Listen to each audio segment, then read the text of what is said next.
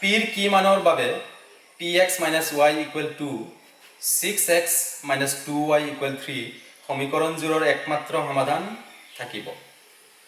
একমাত্ৰ মানে এটা মাত্ৰ সমাধান থাকিব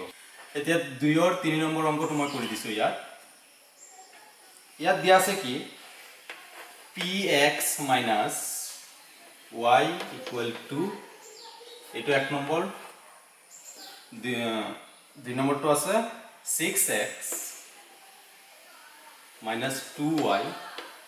= 3 এইটো হল 2 নম্বৰ ইয়াৰ পৰা abc কেটা লিখি লওঁ আমি a1 = ইয়াত a1 x ৰ হ'ব কিমান আছে p আছে p b1 কিমান হ'ব y হ'ব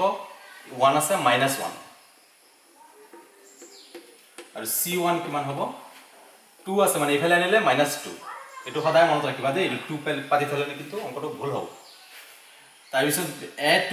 কিমান আছে x ৰ হ'ব 6 b2 -2 c2 ইফালে আনিলে -3 যেহেতু কোনো সমাধান নাই সরি একমাত্র সমাধান আছে যেহেতু একমাত্র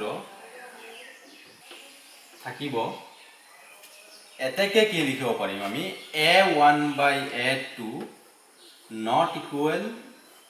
b1/b2 এই শৰ্তটো আমাৰ ইউজ হ'ব একমাত্ৰ সমাধান থাকিবলৈ হলে মাত্ৰ এটা মাত্ৰ সমাধান থাকিবলৈ হলে কি হ'ব সমীকৰণ জোৰে এটা বিন্দুত কটাকটি কৰিব এটা বিন্দুত কাটিলে মানে এটাই সমাধান থাকিব তেতিয়ালে a1/a2 not equal b1/b2 আমি মানবিলাক বহাই দিও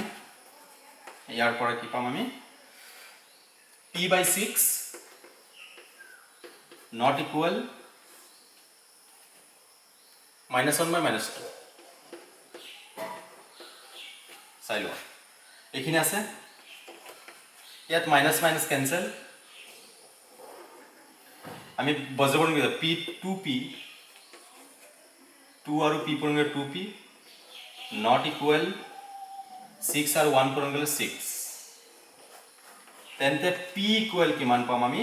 p not equal কিমান পাম 2 হিফালে নিলে 6ক হৰণ কৰিব লাগিব 6ক হৰণ কৰি দিয়া 3 হ'ব মানে 3 মানে p not equal 3 এনসারটো আমাৰ লাষ্টত কি লিখিম আমি p ৰ মান মানে তো p ৰ মান not equal হৈছে 3 ৰ সমান হ'ব নোৱাৰিব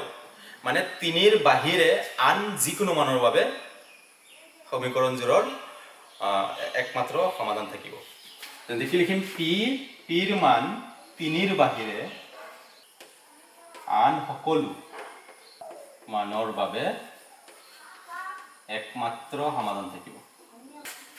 নিশ্চয় বুজি পাইছে একেবাৰে ইজি হয় সেই শৰ্তকিটাৰ লগত কৰি এই পাঁচটা অংক দিয়ৰ পৰা পাঁচটা অংক সেম অংক খালি শৰ্তবিলাক তোমালোকে চাব লাগে ৰিজাইল যাব লাগে যদি তিনটা থাকিব প্ৰথমটো লগত হিটো আৰু মাজৰটো লগত হিটো এনেকৈ ৰিজাইল লৈ তোমালোকে অংকবিলাক কৰিবলৈ যত্ন কৰা নোৱাৰিলে কমেন্টত লিখিবা মই পুনৰ শিকাবলৈ যত্ন কৰিম